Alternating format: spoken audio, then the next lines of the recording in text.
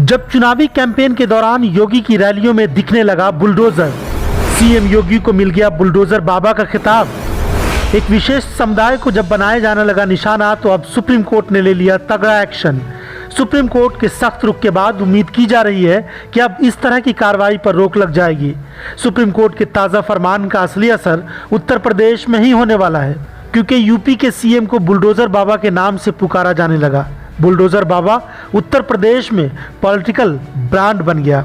लेकिन supreme court ने bulldozer action पर गंभीर सवाल उठाते हुए इस पर गाइडलाइंस बनाने की बात कही है। सुप्रीम कोर्ट ने देश की सभी राज्य सरकारों को कह दिया है कि सिर्फ आरोपी ही नहीं, अदालत से दोषी करार दिए जाने के मामले में भी इस तरह का कोर्स ऑफ एक्शन कोर्ट ही तय करेगा। कोर्ट के दिशा निर्देश तय किए जाने के बाद ही आगे कोई भी कार्रवाई हो सकेगी। तो अब उम्मीद की जा रही है कि राजनीतिक फायदे के लिए होने वाले बुलडोजर कार्रवाई पर रोक लग जानी चाहिए। सुप्रीम कोर्ट ने 2 साल देर से ही सही, लेकिन बुलडोजर चलाने की घटिया प्रथा के खिलाफ एक तीखी टिप्पणी की है और इसका बिल्कुल स्वागत होना चाहिए, क्योंकि कोर्ट ने सही कहा है कि आरोपी की सजा निर्दोष परिवार वालों को नहीं मिलनी चाहिए।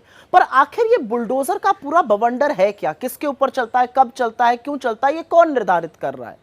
Housing and land rights network HLRN का अनुमान है कि स्थानीय, राज्य और केंद्र सरकारों ने 2022 और 23 में करीब 1.5 लाख घरों को बुलडोजर से ढहा दिया था, जिसके चलते गांव, देहात और शहर में करीब 7.5 लाख लोग बेघर हो गए।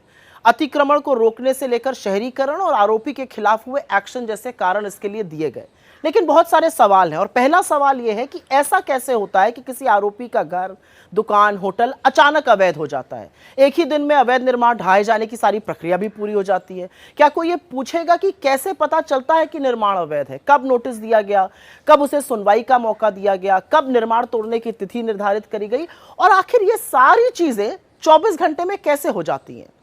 लेकिन सच यह है कि अधिकांश जगह बुलडोजर निरंकुश सरकारें नफरत की आंधी को हवा देने के लिए चला रही हैं, और एक बड़ा कड़वा सच यह है कि अधिकांश जगह बुलडोजर मुसलमानों के घरों पर चलाए जाते हैं।